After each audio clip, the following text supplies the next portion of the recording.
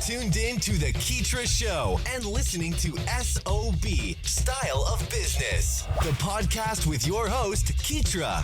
We aim to highlight the ongoing trek of entrepreneurs and business owners from around the globe, featuring stories that recount their struggles, experiences, and inevitable road to success and self-fulfillment. Welcome to SOB. This episode is supported by the wonderful creators of Gratitude Plus app, the app that helps you cultivate a daily practice of gratitude. What are you grateful for today? You can download the app now at the App Store or by visiting gratitudeplusapp.com/style of business. Hey, what's up, everybody? Thanks for tuning in for another hot episode of SOB, Style of Business, the podcast. This is your host, Keetria, and today I have my one of my good guests, my good friends, Dave Stewart, who's joining us. What's up? What's up, Dave? He's joining us today. Music producer and artist from Shreveport, Louisiana, and he's also an event coordinator, and he does a lot of things with the casinos in the area. So he's joining us today. And I got to mention this, Dave. I'm putting you on the spot. I know you are a charter line member of the legendary Omega Psi Phi Fraternity Incorporated, LSU. Are you? Shreveport. You know what? I had a feeling you would do the little call or whatever. So, but we definitely gonna turn up on this one and have a good time. Just glad you were able to take some time out. I know you. I on the road. Thank you for taking your time out with me. It's much appreciated. Love your style, love your flow, and glad to be able to do the interview, which I think you remind me a lot of, kind of like a young Oprah Winfrey. No. Like this, so, hey, you know what? That is something to aspire to. But right now we doing one step at a time. I appreciate it. Cool, I appreciate the love. Yeah. Dave. So guys, today, Dave, I don't even know what I could say about you aside from the creativity and just kind of being from left to right. You from 0 to 100 in 0.0002 seconds. Real quick, 0 to 100, real quick. You stay on level 10, so that's a good thing. Yeah. And just so much ambition and talent. And so today, definitely want to bring you on to talk about like some of the music things that you're doing and also the culture of Louisiana, especially with the music and the casinos. Like it's a certain vibe to that. I know specifically with Shreveport. So let me step back. I'll let you give an introduction. Tell us a little bit about yourself, and then we will roll right through. Cool. Everybody, my name is Dave Stewart from Shreveport, Louisiana. I'm 31. I'm a full-time professional entrepreneur. EPA 608, air heating electric business. I've been cutting hair since I was 16. I done put football players in LSU magazine, cut the Miami Hurricanes, Texas A&M. I cut judges, lawyers. Been doing music since 3rd grade. Started off in orchestra on bass and cello. I did that for 9 years. First year on the orchestra, we used to come out to Dallas and win straight ones at the competitions. Then when I got in like 9th or 10th grade, I started working like in hip hop and stuff like that. My homeboy, Big B on the track, that's Lil Boosie and Lil Webby and them producer. That's who I started off with as a program assistant. So that was like in 03, 04. And then Big B doing big things. Shout out to Big B. I love him, man. My boy do it big. That was a real first person who really laid it out for me. Like, you know what I'm saying, as far as the way to think about the music. Because he was like, man, you already do music. You already got it in you. He was like, let me just steer you and do it in this direction, man, and you're going to be fine. And that was back in 03, 04, so that was about 15 years ago, man, and I just stayed true with it, man. Never stole no music from nobody, never stole no money from nobody. You know what I'm saying? I walk around with a clear conscience, man. I go where I want to go. I ain't worried about looking over my shoulder and everything like that, and I just live a blessed life, man, and that's pretty much me. I'm also, to the ladies, I'm single. I don't have no children. You know what I'm saying? I don't owe nobody no money. Nothing like that. I don't got no student loans. I was on scholarship the whole time I was in school. So, I'd probably be your favorite Q. You know what I'm saying? Yeah. Yeah, you know what? I knew you were gonna come on here and take my show to a whole different spectrum, but but I had to have you on because I know you got so much to offer with just your insight and the way you look at things is so crazy to me. But I want to ask you this, like, so I know you're doing hip hop now, and you know currently with your own music and then with the tracks that you produce for other artists. But you just said orchestra. You know what I mean? So tell me why was that? How did you? No, I don't want to ask you how. How big of a jump? Yeah, I am. How big of a jump was that for you to go from starting off your musical career, so to speak, with like orchestra and you playing different instrumentations, and then you're moving on to beat production and stuff like that. I'm gonna tell you, it was challenging because see, in the orchestra, like in a regular orchestra, you got a violin, you got a viola, you got a cello, and you got a bass. But see, you don't have no drummer in orchestra, right? So, a lot of hip-hop got a real tight drum section. So I had to learn drums from scratch and blend that in with something that I had been doing for like 9 years. So I already had presets on how I was coming in. So, like, Big B was like, David, you pretty much already the mix and mastering dude. He like, you kind of coming in inverse. Because he was like, most people, they know how to do drums, but they can't mix, though, and they have to pay people to send their mix out. But he was like, you can't mix. He was like, you can mix. He was like, but he had to teach me, like, a drum set and then explain to me, like, how in hip-hop, because to me, like, when I make my beats, it's a lot of different ways you can do it.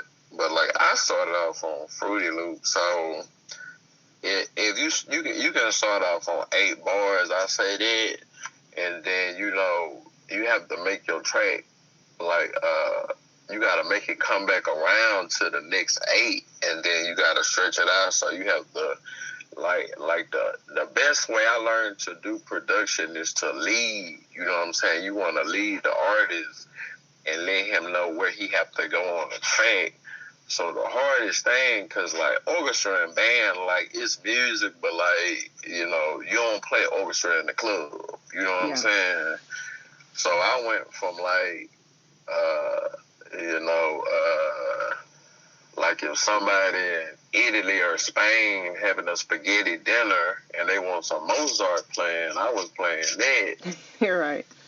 And then I had to go from that to Lil Webby. Wow, like, man, you know what I'm saying? But it was a challenge, but you know what I'm saying? I tell people, man, hard work never hurt nobody, man. If it's something that you really want to do, man, just be an honest person, have integrity, and find out what you do know, and then find out what you don't know, and fill in the spaces and stay with it. And if you really want to do it, then it'll happen for you. I mean, people, you really want to get dressed for work in the morning, so you put your clothes on. You know what I'm saying? You really want to drive your car somewhere, so you put gas in your car. So if you really want to do music, then do it. Don't make no excuses about it. And that's the approach I took. And that's what happened for me. So it was definitely a challenge. But once everything clicked, like, I learned how to cook beats up. So, like, I really don't have no limit. I can make, honestly, like 100 beats, 200 beats, like how Zaytoven and them be doing their stuff, like Zaytoven, Drummer Boy. Because when I started, like, that trap music had just hit. So Gucci Man, Drummer Boy, Zaytoven, OJ the Juice Man. But then you had, you know what I'm saying, all the stuff from Houston, like Pimp C was getting out of jail. You had Slim Thug, and my favorite artist of all time, like, the person I would say I relate to the most as a person, like, and I'm gonna get a little personal. It done been some days, man, where I was like, man, like, I ain't had no friends, like, Yeah. Like, it felt like the world was against me, and I couldn't zero on. You know what I'm saying? And I listened to his lyrics, and I was like, man, I think me and him related or something like that, or somewhere down the line we done crossed paths. Cause I'm like, man, this dude really, and he had this song that came out, and it was like, I know they only wanna see me down. Yeah. Impromptu performance. Come on, we got you. I know that they don't want to see me. You know what I'm saying? Yeah. He came out like that, and I was like, dang, man. Like, But you know what? Hold on. Before you tell that story, because I already know where you're going. You done gave us a little tidbit of that track. And I know, like, especially, like, Zero is becoming, a lot of, when he first came out, a lot of people wasn't familiar with his music. But a lot of people, when they, when it started becoming a little bit more mainstream, people were able to identify and connect with his actual lyrics and what he was saying within those songs. And so what I was about to say before you finish that thought is that, from what I know of you, like, you are the person that, and I know you said, you have those days where you just don't feel like it and this and that, but a lot of the stuff that you share towards other people has really been inspirational. I've never heard you say anything aside from, the stuff that we laugh and talk about sometimes, but, for the most part, you are an inspiration to other people. And then so when you just mentioned, hey, one of your, I guess would be an inspiration to you would be like Zero, like him and his lyrics.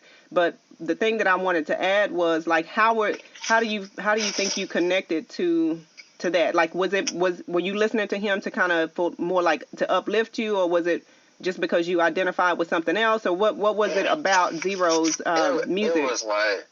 It was like this right here. You know what I'm saying? It was a time like I ain't have no friends. Like everybody just kind of turned fake Jake 38, and you know what I'm saying? And I already listened to Zero. I had been listening to like Swish Eye, like Screwhead, like. What's your favorite Zero track? Man, let me think. It's so many of them. Yeah. But if I had to choose one, I'd say, man, let me look at my phone real quick. I don't know. If I had, cause I sing his music all day long. You know what song I like by him? Who's the man? Who's the boss? Who's that paid the cost? And I'm just grinding on my job. That song with him, and I think I want to say that was Big Hop, but who's the man? Because I'm like, he like, who's the man? Who? He say, who's the man? Who's the boss? Who paid the cost? He like, I don't care because I ain't taking no loss. Okay, yeah, all right. Because I was just about to ask you, what exactly about those bars click for you? Because I'm like, it's like he say about who is this and who is that and all the mess, and these people say is this a person. I kind of stay out of the way, and I be trying to tell people like, y'all be want to be in that limelight so hard, man. But I'm like, it go both ways, because you know what I'm saying, everybody like you when you hype. You know what I'm saying? Tom Brady won 5 Super Bowls, right? He said he wanted a contract one time. Everybody in the world hated that man. You know what I'm saying? So it's like, no matter what you do for people, you know what I'm saying, they'll find a reason to complain about something. So I'm like, you know what I'm saying, I don't care who y'all talking about the man is. I don't talking about who the boss. But I'm like, all that riffraff, I ain't putting up with none of that. Ain't none of that for me. And that's what I really felt like. Like, I don't care who y'all talking about the man is. When everything go down, it don't say my name. Yeah, I think you've been doing a good job of keeping, minding your business and keeping to yourself, and especially with the music that you've been putting out, which leads me to this question. Like, I know you have the new single that you're promoting right now, and that you're getting ready to do some other music, which is Do It. And that, like, even the production, like, even before you even listen to the lyrics, when I was listening to, like, the instrumental, that was, it kind of gives you, like, the club vibe, you kind of just laid back. What was your mindset when you were writing for that track, and also the production part of it? Man, so I'm going to tell you, like, I had made that beat. One day I was just saying, I was feeling good. I was like, man, I'm finna make a beat. So I do that. Like, I just make a beat just so I can listen to my own music. And what you got to realize as an artist is you are your own worst critic. Like, you will criticize everything about your music, and that's good. And I make my music until I feel straight about it, and then I cut it on, and I see how long will I listen to this song before I feel like it's old. Because sometimes you listen to music and be like, I don't want to hear this. Exactly. Yeah. How long does it take? Like when you're doing production and you're putting together the beat and stuff. How long does that process take? I could probably really do it in the same amount of time it take a girl to get a washing girl.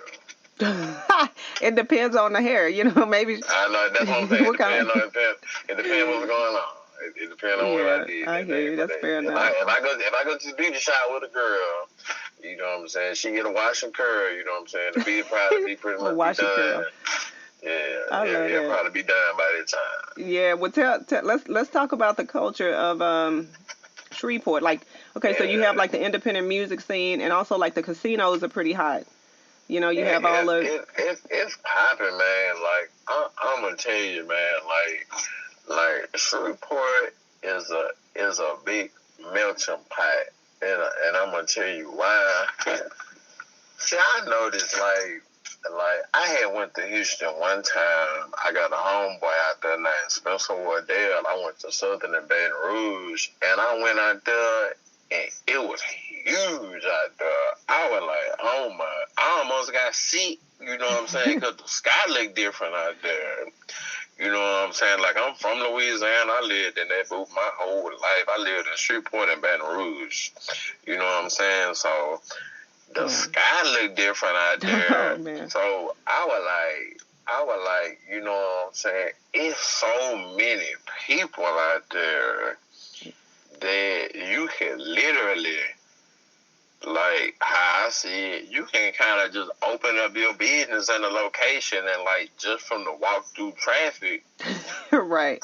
People gonna come in there. You know what I'm saying? Just because there's people walking outside, it's a new building. But see, Shreveport, like the way the city built, it's not a lot of walk through traffic like that. You know what I'm saying? So, like, you really got to, like, plan the stuff out. You got to get on social media. You got to get on all that stuff. And there's a few people name I want to say and come in now. My boy Super Shoe. He worked with Jay Prince out there in Houston a lot. I think he said that's his uncle. Okay. My boy Brandon Pipkins. The Montgomerys over at Hayes and what kind of businesses? What kind of they in the entertainment business. Oh, okay. So they help run the clubs. Brandon Pipkins is over at Club Inferno. You got Anthony and Sam Montgomery at Club Hayes, along with Orville Hall. He was a member of the Showboys. You got Monique and Brandon Davis over at Club Royalty, and then you also have Style Bar. Doc Cooley's the DJ over there, and it's right on a little bit of strip, so it just kind of happened that way that walk through traffic got created. So if you go downtown, the clubs out here don't close till 4:00 in the morning. Yeah, you know what? And speaking of that, I wanted to ask you really quick before I forget. That whole culture, you just named like 3 or 4 different clubs and different nightlife spots. So what are like the popular hot spots? Like, so for someone who is visiting Shreveport for the first time, right? Yeah, what's the must go to places as far as the casinos and the nightlife? So Sam's Town, I say go to Sam's Town, man. As far as if you're talking about most visually appealing, customer service, like if you know what ergonomics are, it's the easiest to navigate around. You know what I'm saying? And then plus, if you valet parking your car, like the valet, like we got a whole separate garage for the valet, and it's right into the valet lane. You know what I'm saying? It's a lane that goes straight into the garage. So if you coming from out of town, you don't want nothing to happen to your wheel. You know what I'm saying? Sam's Town. We got the downtown location. We got the venue. Our banquet hall hold like 1,000 people, and that's by fire marshal. And then we got like 4 restaurants plus the band. So Sam's Town hot, like in fuego, like, you know what I'm saying? Olale, you know what I'm saying? That mug go ham, you know what I'm saying? Shout out to Mr. Ron Bailey, that's the general manager. The club scene, the first spot you need to hit is Club Inferno. My boy Brandon Pipkins, they got the sections, they got the hookahs, DJ popping, man, like it's lit up in there. Brandon Pipkins, you can find him on Facebook. Brandon Brandon Pipkins Pipkins, Shreveport, Louisiana. Another hot spot, Louisiana Daiquiri Cafe. That's a new spot. Mr. David Aubrey, David DAVID AUBREY. Okay, hold on, just right there. Tell us a little. Okay, give me a blurb about that spot, because that's new. I haven't even heard about that one. The Daiquiri Cafe. Yeah, tell us more about the Daiquiri Cafe. So check this out. It's a sports bar / like club. So they got a patio. They bring different food trucks out there, so you know what I'm saying, you get a different experience. Sometimes they had a wingman, they had a fish person, they had an Alfredo pasta person, you know what I'm saying, they had a fish. We have a lady come in from South Africa, you know what I'm saying, they got 10 different kinds of daiquiris, and you can get a mix. They got like 5 16-inch screens, everything clean enough, the air conditioning work, the staff is friendly. It sounds like a good southern alternative to Vegas, maybe. And then you need to go to 318 Infused. That's our Pines and Buncombe. That's more like a really exclusive lounge, like the sections. You know what I'm saying? If you a cigar smoker, they got a cigar. I don't think it's called a cigar closet, but it's a walk-in humidor. I think.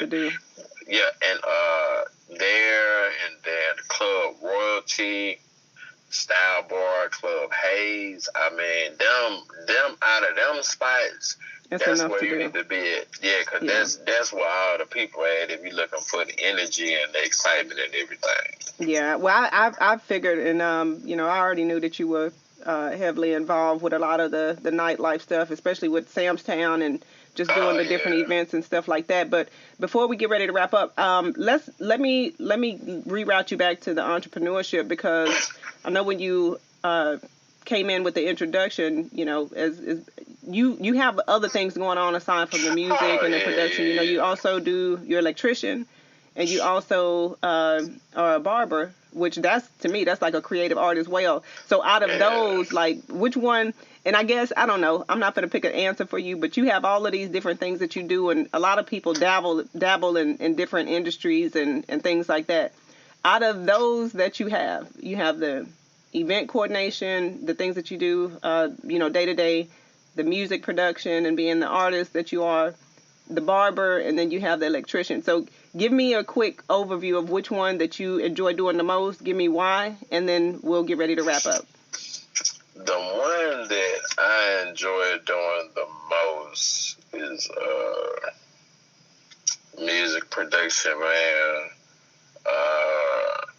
It's out of music production and cutting hair, really, because them kind of intertwine with each other. I think Zaytoven cut hair. You know what I'm saying? So we're talking about cutting hair is a great avenue to meet people that do music, because, Jay-Z need a haircut, Zero need a haircut, Slim Thug need a haircut, you know what I'm saying? But before those guys were artists, before Slim Thug started rapping, he was going to the barbershop, you know what I'm saying? Yeah. So if you're talking about being able to relate into the culture of hip-hop, you know, a lot of that stuff come out the barbershop, because I guarantee you when Slim Thug go on stage, he's like, hey, man, I need a fresh tape. Somebody got to take me up before I go on stage. You know what I'm saying? Before I go out of town, he's like, you know what I'm saying? On the list, he's like, hey, who cut hair out there? You know what I'm saying? And it's real, real important. If you ever want to see somebody be real serious with you about some real stuff, you know what I'm saying? Tell them you cut hair. Right. And I promise you, like, that's what I'm saying. Like, I kind of see them differently because I cut hair. Like I see Slim Thug and Zero, like, we're in the barbershop. So, them some people who hair out cut. So, I'm not, and I mean this in a positive way, I'm not, like, starstruck by them. You know what I mean? Yeah. Because I cut hair, so I'm like, you know what I'm saying? I'm looking at Slim Thug edge. You know what I'm saying? Right. Like, Trying to edge him up, right. Yeah, I'm looking at his lens, you know what I'm saying? Not like, and then I'm like, oh, he sounds good on the track, but you know, a lot of life is about point of view and how you know people and how you relate to people. You know what I'm saying? Some people, they just do fashion, so they know Slim Thug by the clothes he wear, and they say, well, he's this type of person by what type of clothes he wear. Well, I see Slim Thug by his haircut, so I'm like, oh, my boy got a type of.